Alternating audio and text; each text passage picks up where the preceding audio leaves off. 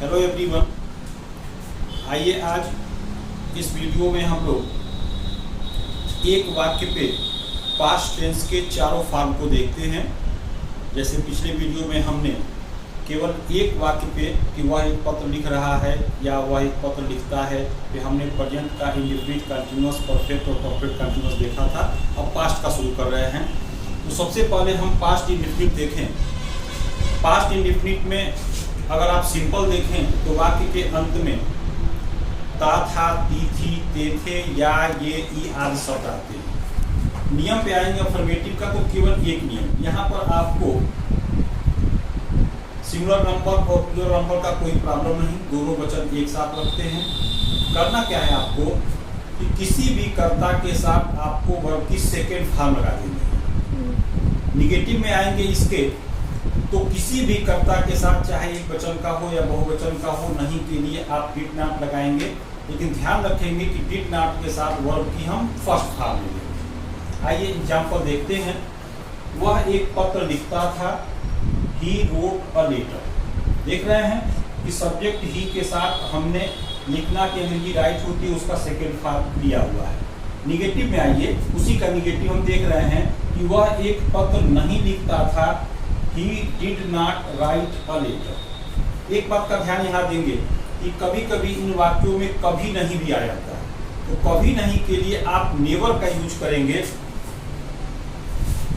जैसे मान लीजिए एक वाक्य हो किसी का कि वह एक पत्र कभी नहीं लिखता था, तो he never कभी नहीं के लिए हुआ। यहाँ पर आप वर्ब की सेकेंड फॉर्म लिखें, he never wrote a letter।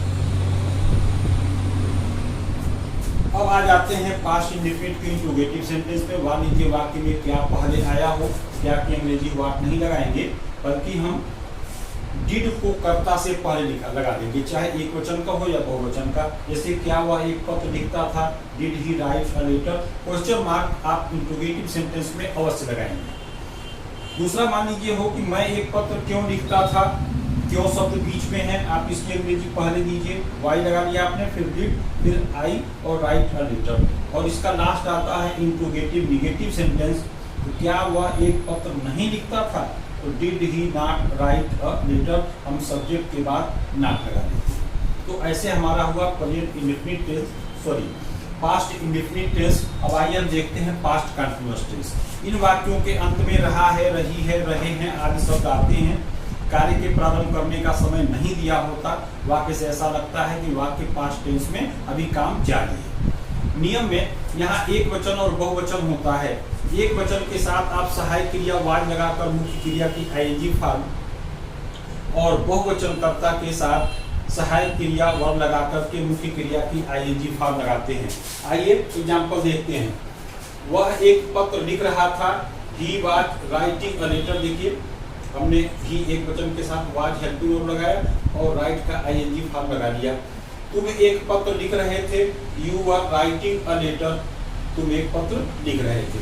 इसका निगेटिव सेंटेंस, इसमें केवल एक वाक्य आता है। मान लीजिए वाक्य आपका नकारात्मक यानी नहीं आया हुआ है, तो जो सहायक क्रिया वाज वर्ब आप लगा रहे हैं उसके बाद नॉट लगा देंगे।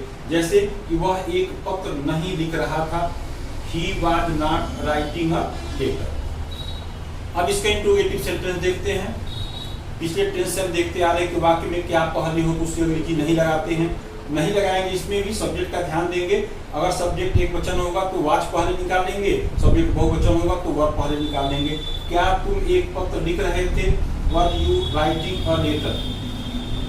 वह एक पत्र क्यों लिख रहा था, यहाँ देखें क्यों शब्द वाक्य के बीच में है, आप इसकी अंग्रेजी पहले ले लीजिए। वाई सब्जेक्ट चूंकि इसमें एक वचन है तो वाज हमने पहले निकाल लिया, why was he writing a letter. इसी तरह इसका इंट्रोगेटिव निगेटिव आता है।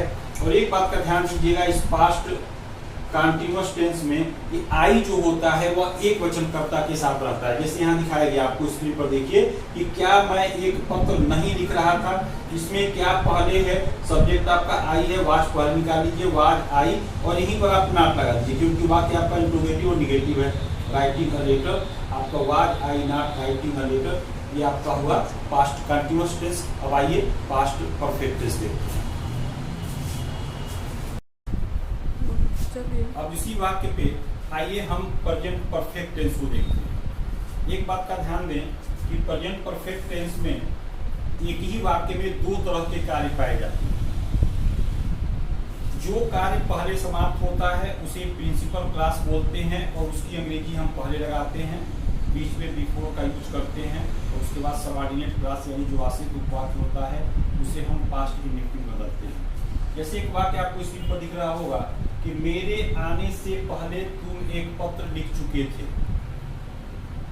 यहाँ देखें, मेरे आने से पहले आप कह सकते हैं कि मैं अभी आने भी नहीं पाया था कि तुम एक पत्र लिख लिए, ये काम पहले समाप्त हो रहा है, इसकी अंग्रेजी हम पास्ट परफेक्ट में लगाएंगे। नियम सुन लें, किसी भी कर्ता के साथ सहायक क्रिया यानी हेल्पिंग वर्ब हैड लगा करके मेन वर्ब की थर्ड फॉर्म हम लेते हैं। You had written a letter, बीच में बिफोर का यूज किया गया, और मेरे आने से ये आपका पास्ट इंडेफिनिट हुआ आई केम, क्योंकि पास्ट इंडेफिनिट में आपका किसी भी कर्ता के साथ वर्ब की सेकेंड फॉर्म आती है। अब एक बात और ध्यान दें, कभी कभी वाक्य में बाद में भी आता है, जैसे मेरे आने के बाद तुम एक पत्र लिख चुके थे, उसमें क्या करते हैं कि आफ्टर का यूज होता है बीच में, पास्ट इंडेफिनिट को पहले लगाते हैं, पास्ट परफेक्ट बाद में करते हैं। जैसे देखिए, मेरे आने के बाद तुम एक पत्र लिख चुके थे, ये वाक्य है,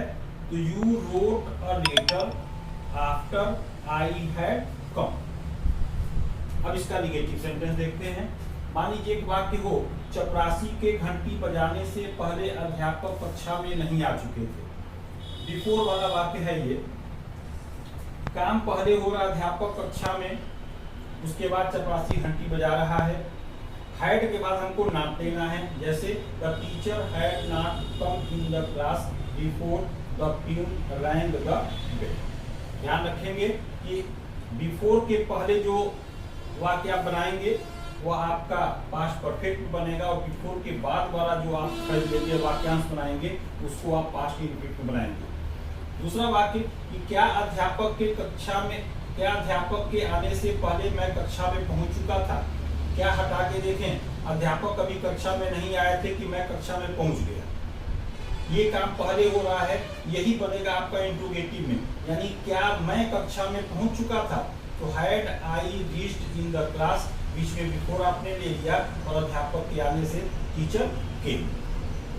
अब मान लीजिए यही क्या वाक्य के बीच में आ जाए, उसको भी देख लिया जाए कि बच्चों के आने से पहले माली बाग से क्या तोड़ चुका था। अब ये क्या शब्द वाक्य के बीच में है, आप इसकी अंग्रेजी पहले लगाएंगे, वहां हमने लगा दिया।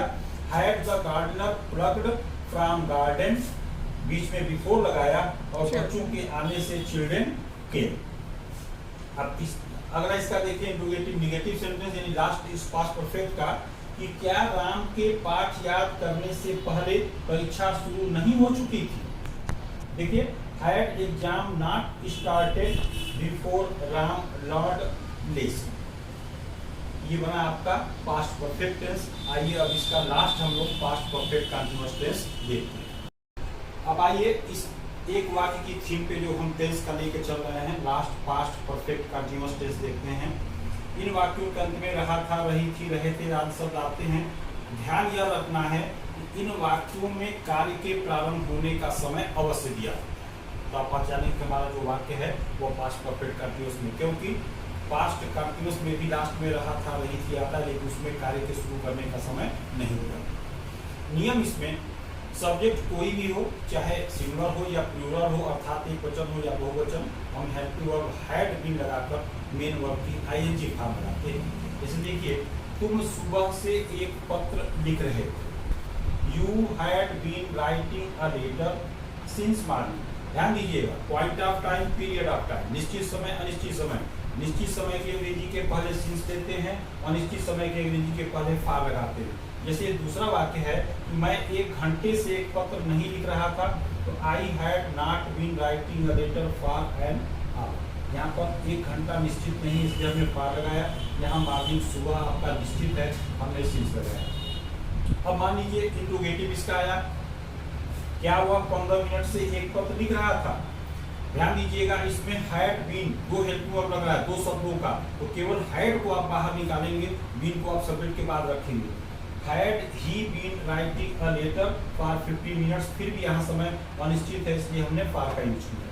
दूसरा है कि तुम आधे घंटे से क्या लिख रहे थे, व्हाट हैड, क्योंकि क्या बीच में है तो इसकी अंग्रेजी हम पहले ले लेंगे what had you been writing a letter, फिर आपका आधे घंटे से अनिश्चित समय है इसलिए फॉर हाफ एन आवर लेते हैं। लास्ट इसका इंट्रोगेटिव निगेटिव देखते हैं कि क्या मैं 2 बजे से एक पत्र नहीं लिख रहा था। ध्यान दीजिएगा क्या पहले है, हैड अब पहले निकालेंगे, सब्जेक्ट आई, यहाँ पर नॉट लगा लेंगे, बीन राइटिंग अ लेटर, यहाँ पर 2 बजे से निश्चित समय है इसलिए हमने सिंस 2 को क्लॉक कर दिया। इस वीडियो में बस इतना ही। अगले वीडियो में हम फ्यूचर टेंस का एक ही वाक्य पे चारों प्रकार यानी future indefinite, future continuous, future perfect continuous लेके आएंगे। अगर आपने अब तक चैनल को सब्सक्राइब न किया हो तो सब्सक्राइब कर दें और इसका फ़ायदा उठाते रहें। Thank you.